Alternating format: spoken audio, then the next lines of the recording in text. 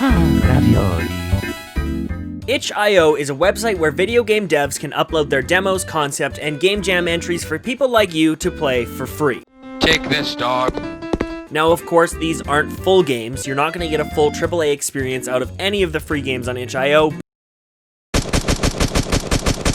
But if you've got a PC or a Mac, there's tons of little experiences to check out and enjoy. You can also donate any amount of money to the developers if you'd like to help support them. So, of course, bored out of my skull in quarantine, I decided to explore the depths of Itch.io and find some cool and worthwhile games to try. My main goal was to find something like Juice Galaxy to play, but of course there's nothing like Juice Galaxy other than Juice Galaxy. But I did find some pretty cool games that I would recommend checking out if you wanted to kill a few hours. Harken back to the age of Newgrounds. Flash animation and games were king. I remember stumbling upon this website and spending hours watching Mr. Weeble videos and the awesome series. Newgrounds content all had a certain feel to it, and our first game, Friday Night Funkin, created in association with Newgrounds, completely encompasses that feeling. Your goal in Friday Night Funkin is to get down to some Friday night fucking. The game description on Itch literally reads, "Uh-oh, you're trying to kiss your hot girlfriend, but her mean and evil dad is trying to kill you." I love it. It's just oozing with style. The animations and music are charming as hell. It almost feels like a spiritual successor to Parappa the Rappa, another hip-hop inspired rhythm game with quirky beats and characters that was on the OG PlayStation. Rhythm games more often than not are fun because of the music. Friday Night is a simple up, down, left, right rhythm game, but it's the music that makes me want to keep playing. So if you like Vocaloid-esque chiptune hip-hop R&B, then Friday Night Funkin' is definitely something fun to try out. I keep coming back to it just so I can play the first 3 songs when you battle the dad. You can also play this game directly on Newgrounds in your web browser, so really there's no excuse not to try it. Now, if you watched my last video, you'll know why this irks me. But regardless, You Did It Faster Before is a very fun physics-filled platformer where your goal is to take out a set number of targets as fast as you can while jumping, slashing, and knife-throwing your way through a series of ledges, pipes, platforms, and structures. Each target you take out unlocks more of the stage and your next target. It spits silly phrases at you when you kill enemies like Pog and Yeet, and as you play you can unlock a number of different abilities to use like a grapple hook. The time trial aspect of it leaves a lot of replayability for a game with only one stage. Trying to beat your best time and find new shortcuts and paths can be a lot of fun. But not as fun as endlessly diving into the depths of an infinite pizza. This was the closest I got to finding a game like Juice Galaxy, and really the only similar aspect was the prevalence of a food item being the main focus. Juice? Pizza?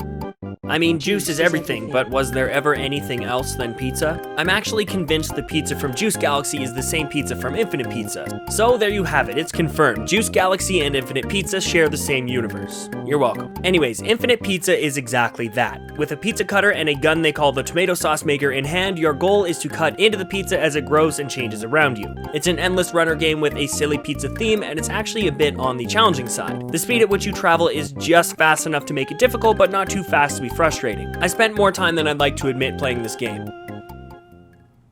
If clogged arteries and rhythm games aren't quite your style and you're looking for something a little more relaxing, then Sacramento is for you. Another goal I had when looking for games on Itch was to find some artsy-fartsy games to take a look at. Games that are unique from anything I've seen out there. Sacramento is basically an explorative art gallery reminiscent of an artist's sketchbook created by Dizif. It's full of gorgeous watercolored pastels and interesting environments. It's not a super long game, but the style alone makes it worth checking out. The game is based on the artist's memories of traveling by train through the United States and overall is done very beautifully. So if you like art, this is a great one to check out. Another really cool and artsy game is TimeOut. This game was made for the developer's final project in university and is one of the coolest games that I found. It takes the premise of time is money and makes it literal. Everyone in this game has a time counter that slowly ticks down. If it runs out completely, you die. The main character is a detective who's looking into the passing of this lady's husband and something called fake time. It's a very cool and cohesive little experience with a brilliant style. The sort of pixelized 3D models are really interesting to look at, and the whole concept is just very unique. I don't want to talk too much about it since I think this one you should definitely experience yourself, spoiler free. So moving on to another super cool and artsy game, we have Hypnagogia. Hypnagogia by definition is the experience of the transitional state between wakefulness and sleep in humans. This is where lucid dreaming, hallucinations, and sleep paralysis can take place. The game itself is heavily influenced by PlayStation graphics and style, and has you exploring cute and interesting dreams with simple fetch quests and platforming. The real fun of this game comes from exploring each new dream and talking with the characters that inhabit them. Again, this is a game you should definitely check out yourself, so if you're planning on it and you want to avoid spoilers, skip to the time on the screen. Hypnagogia warns you right off the bat about unsettling imagery, but after playing the first few bright and happy stages, I totally forgot this warning existed. Once I finished exploring a Zelda-esque garden maze, we were greeted with level 6.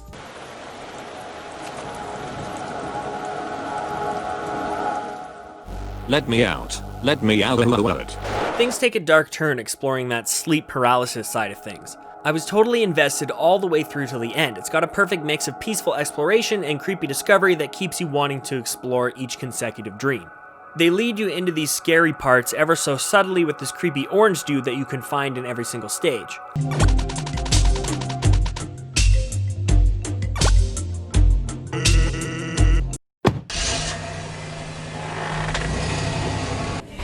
Okay, but have you ever tried putting the peanut butter and jam on the outside of the sandwich? Ah, crap, I left the oven on. Well, that sucks. What? Oh, right, I was making a video. And then they drop you straight out of the happy-go-lucky stages and throw you right into the unsettling stuff. Some of the dialogue in this stage specifically actually hit me pretty deep. So you keep exploring, things get weird until eventually you make it to the last stage and...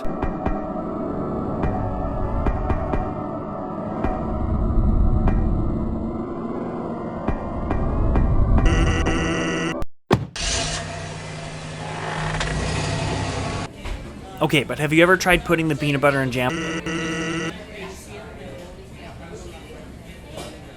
Dick. Oh, come on. It's crazy this game was made by one dude in only 26 days. It's also super cool that the dev added little tidbits about the development within the game through dialogue options with this little bunny dude in the hub world, and a file with a commentary log within the game's install folder. This is definitely a game that I wanted to learn more about, and the dev goes into details about how each dream was created based on actual dream experiences. That's just super cool. So much thought and care went into this one, so I highly recommend checking it out. Now, if you're not creeped out enough, Itch actually has tons of horror games on there to play. Now, I don't play many horror games, so I'm a little more jumpy than most, but there's a few great short experiences you can check out if you want to be scared for a small amount before you need to be comforted by your desktop anime wife.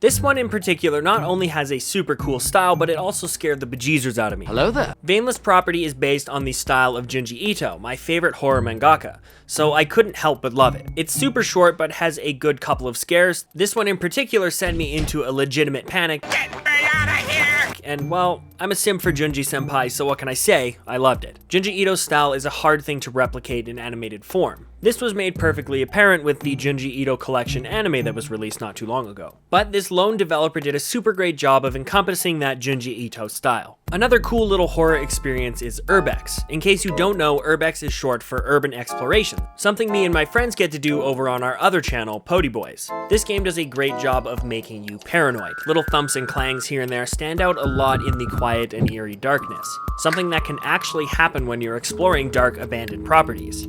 It's easy to get yourself spooked considering a lot of the time you never know what or who might pop out when you're exploring an abandoned pump house in the middle of the night. So in Urbex, not only are you getting in your own head about these little noises, but you also know that something is coming. So you wait and slowly solve the small puzzles until fucking mannequins. I don't know why, but they freak the hell out of me. But anyways, Urbex captures the feeling of getting spooked while exploring something abandoned and forgotten and is absolutely worth a playthrough if you like horror. So there you have it, some cool games you can play right now for free on itch.io. Like I mentioned before, you can donate to these developers to help them out. And of course, all the links to these games are below if you wanted to try them yourself. Now all that's left is a quick PSA from myself. I want to grow this channel and I could use your help. The easiest way is to subscribe to my channel and like and watch a couple of videos.